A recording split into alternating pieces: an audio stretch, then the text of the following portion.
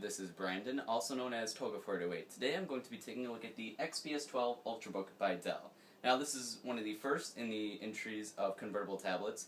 There's the Lenovo IdeaPad Yoga, which in its design has hinges that actually allow the entire screen to fold over and turn that into a tablet, and the Sony Vaio Duo 11, which allows the entire display to slide back onto the keyboard. Now this converts in its own very unique way with the entire screen. It rotates and has the display fold on top of the keyboard, turning it into the tablet. Now Dell tried this design back in 2010 with the Inspiron Duo, but that design didn't really take off. A, the construction was mainly plastic, very flimsy, and B, Windows 7 just wasn't ready to handle the touchscreen devices. Now Dell shortly stopped selling that device, but they brought the concept back in a new and improved device, the XPS 12. Let's take a look at all the ports and features it has first, and then we'll dive into some more details. So we'll start with the right side of the Ultrabook first. On the right side you'll find one stereo speaker, the battery indicator, as well as charge indicator, and two USB 3.0 ports, the mini display port, and the power jack. The left side of the Ultrabook contains the other stereo speaker, as well as the volume rocker for tablet mode, a power sleep slider, a microphone headphone port combo, and a auto-rotate locker. Alright, so let's start out with the display. The display is a 12.5-inch Full HD IPS panel. And you heard me right, Full HD. That means 1920 by 1080 resolution. On a 12.5-inch screen, that means you have a high pixel density, not as high as Apple's Retina display though, but it is still a high pixel density, and it's an IPS panel, meaning you have very great viewing angles and minimal color distortion on the sides. This panel is rated for 160 degrees both ways, vertical and horizontal viewing angles, and also this display is multi-touch, so it's very good to interact with the new Live Tile interface by Microsoft. Now, what is included in this display panel here that rotates is the Windows button for using it in tablet mode, as well as the camera up at the top, your ambient light sensor, and two microphones for the array mic. Now, one thing I forgot to mention about the display, it is a 400 nit brightness display, so very bright at full brightness, but I have the ambient light sensor on, so it automatically adjusts to light conditions, so I won't be able to demonstrate that right now. But let's move on to the actual lower half of the laptop now. Here you have your trackpad, which supports multi-touch gestures as well, but it doesn't work quite right yet. They still haven't figured out the drivers. It's very buggy. Sometimes it does not respond at all when you're typing on the keyboard, so you can't be typing something and moving around on the trackpad. That does not work. It's very buggy in terms of when it thinks you swipe to switch an application. That works fine, but when you're typing or just using the trackpad altogether, just using it moving around, sometimes it'll think you swiped very quickly and swipe to a different app, as you can see right now, it wasn't working for a little bit there. Now, once they get that bug fixed, I believe this trackpad will be much better than it currently is. Of course, since this is a fairly new device, they've still got a few bugs to work out, such as the trackpad. Now, the touchscreen also has a few bugs. Sometimes it doesn't respond as well, but those bugs are mostly worked out. Now, the keyboard is a very nice feeling keyboard, very solid. It's actually kind of built into the laptop, so it's not some flexible plastic insert like some of the older Dell laptops or the new Inspirons. Now, this provides nice feedback. It doesn't feel plasticky, feels very solid. It doesn't flex at all when you type on it. And now let's take a look at the actual construction of the laptop. Now, unlike the Inspiron Duo, there is minimal plastic on this. We'll start with the bottom, where this is carbon fiber covered in rubber. You have a metal plate here that flips down, which reveals your service tag and other information. This is a pain to open the few first times you use it, but after you open it a few times, it will loosen up and won't be as hard to open. Now, I've only opened it once, so I won't be able to open that for you guys because I'll need like a screwdriver to pry it open. Now, on the back here, you have the hinge. This hinge is a plastic hinge, but this is a very sturdy plastic they used for it. Along the side here continues the silicone covered carbon fiber. Same along the front here and the other side. On the top here is another carbon fiber pattern design covered in the silicone as well. Now this is their machined aluminum that they use. So this is getting towards Apple quality with the machined aluminum, and this does not have much flex at all. It's a very solid machine. The display, there's a little flex, but it's very minimal. It's nothing like you're used to seeing on some of the older Dells, even the XPS 15, or the L502X, excuse me. And on the inside, I didn't mention this when we were talking about the base here. This is magnesium covered in the rubber silicone. Now the frame, you may think for the display, is going to be very flimsy. It's not. It's very solid. You cannot really bend it at all. Yeah, there's a little flex, but it does not feel like it's going to break at all. Same with the hinge mechanisms. There's a nice click and a solid thud to assure you that this display is not going anywhere besides, well, where it's supposed to.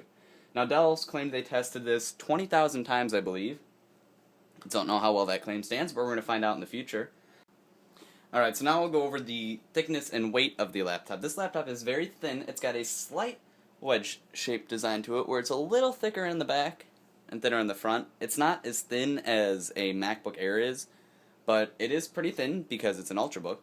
And it's got a decent weight to it. I believe the spec weight is 3.3 pounds, but it still feels very light, especially if you're used to lugging around a L502X, a Dell 15, which I'm used to lugging around. So this is much lighter than your average notebook.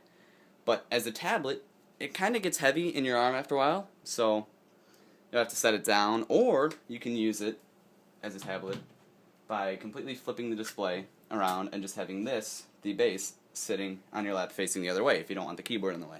I've used it this way a couple times. You see auto rotate. It's kind of still buggy, but they'll get those worked out. That's Microsoft.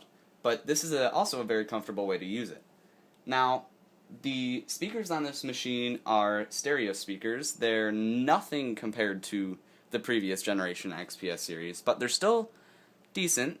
They've got, they're pretty clear, and they get very loud. They don't have as much bass as they should, but they're driven by the Waves Max Audio and Realtek driver.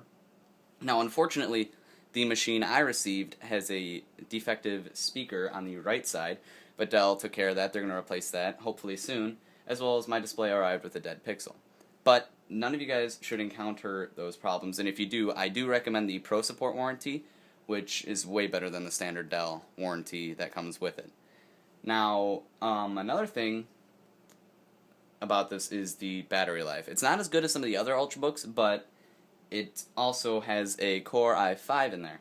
Now, these run off the ultra-low voltage processors. My particular model has the Core i5 3317, which runs at 1.7 gigahertz.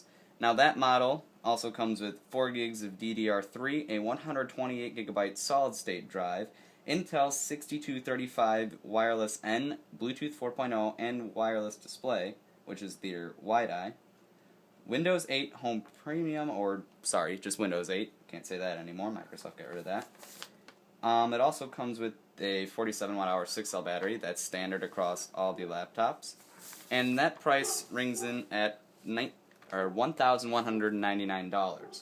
Dell has a few other configurations available, which are, for $13.99, you can get a third generation Core i7 3517U, Windows 8 regular, 8 gigs of DDR3, 128 gigabyte solid state drive, and Intel HD 4000, which I believe I forgot to mention was included with the i5 package as well. That is standard across all configurations. Dell does not offer a different graphic solutions for this.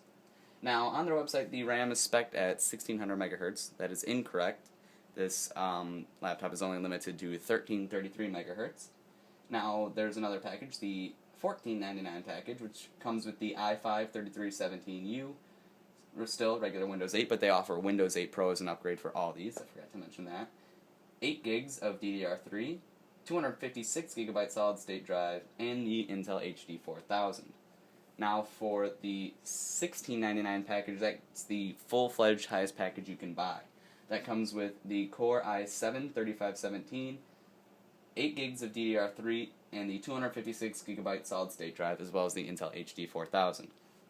The great thing about this laptop is that the SSD is SATA. It is user replaceable. You can replace it with, say, a bigger solid state drive if you wanted to, so you could buy the lower package and throw in a newer SATA. But unfortunately, I do believe the RAM is soldered onto the motherboard. I was looking at the service manual earlier, and you are unable to take the RAM off the motherboard.